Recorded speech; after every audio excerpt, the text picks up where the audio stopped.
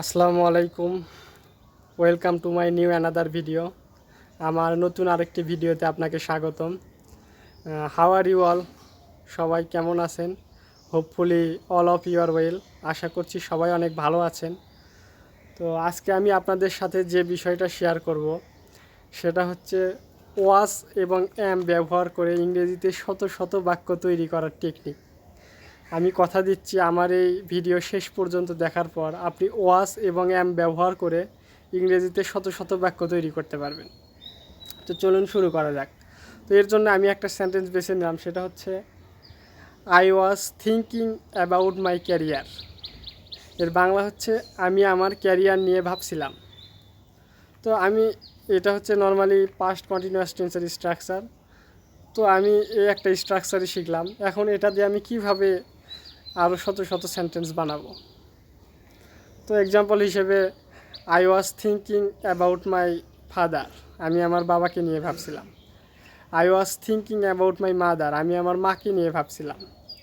তারপর I was thinking about my exam, আমি আমার পরীক্ষা নিয়ে ভাবছিলাম। তারপর হচ্ছে I was thinking about my friend, আমি আমার বন্ধুকে নিয়ে ভাবছিলাম।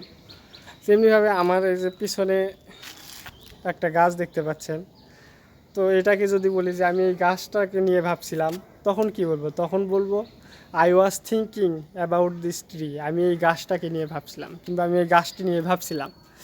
কিংবা যদি বলতে চান যে আমি আমার বন্ধুদেরকে নিয়ে ভাবছিলাম, তখন কি বলবেন? তখন বলবেন হচ্ছে I was thinking about my friends, আমি আমার বন্ধুদেরকে নিয়ে ভাবছিলাম। তারপর আমার হচ্ছে এই যে পেছনে এই ট্যাঙ্কটা দেখতে পাচ্ছেন, আমি যদি বলি যে আমি এই ট্যাঙ্কটা নিয়ে ভাবছিলাম, তখন কি বলবো? তখন আমি বলবো I was thinking about this tank, আমি এই ট্যাঙ্কটা নিয়ে ভাবছিলাম। তো এটাকে আমি বলতে পারবো না যে I was thinking about my tank, কারণ এই ট্যাঙ্কটা আমার না, এটা হচ্ছে বাসাওয়ালার আর আমি হচ্ছে ভাড়াটিয়া। তো আমি এটাকে বলতে পারি যে I was thinking about this tank, আমি এই ট্যাঙ্কটা নিয়ে ভাবছিলাম।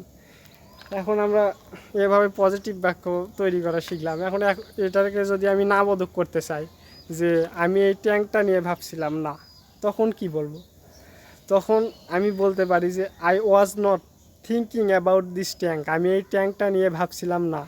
আগে বলছিলাম যে I was thinking about this tank, আমি এই ট্যাঙ্কটা নিয়ে ভাবছিলাম। এখন শুধু ওয়াজের পরে যদি নট বসে দেই, তাহলেই নেগেটিভ হয়ে যাবে। আমি বলতে পারি যে I was not thinking about this tank. এখন এটাকে যদি আমি প্রশ্নবোধক করতে চাই যে আমি কি এই ট্যাঙ্কটা নিয়ে ভাবছিলাম, তখন কি বলবো?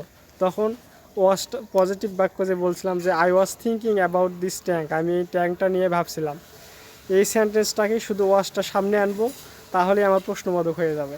যেমন আমি বলতে পারি যে was I thinking about this tank, আমি কি এই ট্যাঙ্কটা নিয়ে ভাবছিলাম। কিংবা was I thinking about my father, আমি কি আমার বাবাকে নিয়ে ভাবছিলাম। কিংবা was I thinking about my mother, আমি কি আমার মাকে নিয়ে ভাবছিলাম। তো এইভাবে আমি শত শত সেন্টেন্স মেক করতে পারবো। তারপর হচ্ছে আসলে আমরা দেখি হচ্ছে এম ব্যবহার করে কিভাবে আমি শত শত সেন্টেন্স তৈরি করতে পারি। এর আগে আমরা শিখলাম হচ্ছে একটা সেন্টেন্স এক্সাম্পল হিসেবে ধরি যে I was thinking about my career, যে আমি আমার ক্যারিয়ার নিয়ে ভাবছিলাম। এটা হচ্ছে অতীতের কথা বলেছি যে ভাবছিলাম। কিন্তু আমি যদি বলতে চাই যে আমি আমার ক্যারিয়ার নিয়ে ভাবতেছি, তখন কী হবে? মানে আমি প্রেজেন্টে, মানে এখন আমি আমার ক্যারিয়ার নিয়ে ভাবতেছি, তখন কি বলবো? তখন বলবো যে I am thinking about my career, আমি আমার ক্যারিয়ার নিয়ে ভাবতেছি। তাহলে কি বলবো? I am thinking about my career, আমি আমার ক্যারিয়ার নিয়ে ভাবতেছি। কিংবা হচ্ছে I am thinking about my father, আমি আমার বাবাকে নিয়ে ভাবতেছি। কিংবা I am thinking about my mother, আমি আমার মাকে নিয়ে ভাবতেছি। কিংবা এই যে এর আগেও দেখালাম আমার পেছনে এই গাছটা, এখন আগে দেখাইছি হচ্ছে আমি আমার এই গাছটাকে নিয়ে ভাবছিলাম।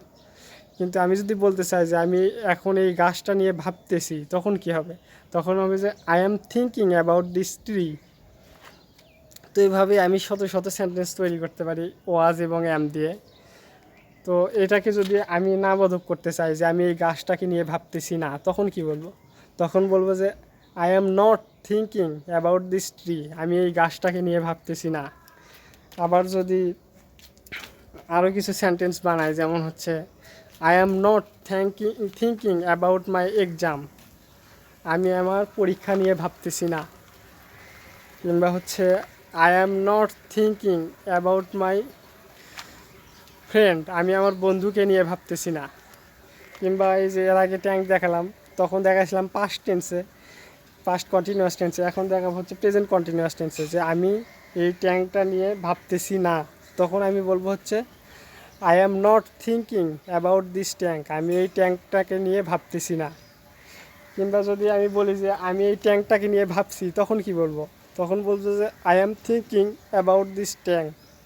এটাকে যদি আমি প্রশ্ন করতে চাই যে আমি কি এই ট্যাঙ্কটাকে নিয়ে ভাবতেছি, তখন কি বলবো? তখন বলবো যে am I thinking about this tank, যে আমি এই ট্যাঙ্কটা নিয়ে কি ভাবতেছি। কিংবা হচ্ছে am I thinking about my friend, আমি কি আমার বন্ধুকে নিয়ে ভাবতেছি। এরকম আমি শত শত হাজার হাজার সেন্টেন্স তৈরি করতে পারবো। তো ইংরেজি শেখা এটা একটা জার্নি। তো ইংরেজি শেখার ক্ষেত্রে আমি আপনাদেরকে একটা বিষয় সাজেস্ট করব, সেটা হচ্ছে আপনি যদি ইংরেজি শিখতে চান, আপনি প্রতিদিন খুব কম কিছু স্ট্রাকচার বা ভকেবুলারি শেখেন, কিন্তু এটা বারবার প্র্যাকটিস করেন। ইংরেজিতে একটা প্রবাদ আছে, প্র্যাকটিস মেক্স অ্যান্ড পারফেক্ট, গাইতে গাইতে গায়েন, বাজতে বাজতে বায়েন। সো আপনি যত প্র্যাকটিস করবেন তত আপনি শিখতে পারবেন। আজকে আপনি 50টা 60টা ভকেবুলারি শিখলেন, 2 দিন পরে আপনি ভুলে গেলেন, তাহলে ওটা শেখার কোনো দাম নাই। কিন্তু আপনি 5টা ভকেবুলারি শিখলেন, কিন্তু এটা আজকে সারাদিন মনে মনে যেখানেই হাঁটতেছেন কিংবা বসে আছেন, ওই 5টা ভকেবুলারি নিয়ে আপনি চিন্তা ভাবনা করলেন যে এটাতে আমি কী কী সেন্টেন্স মেক করতে পারি, কী কী সেন্টেন্স আমি তৈরি করতে পারি। তো আশা করি আমি আমার কথাগুলো আপনি বুঝতে পারছেন। সো এই ওয়াস এবং এম দিয়ে আপনি শত শত সেন্টেন্স তৈরি করতে পারবেন। তো আজকে এ পর্যন্তই। সবাই ভালো থাকবেন, সুস্থ থাকবেন। আসসালামু আলাইকুম।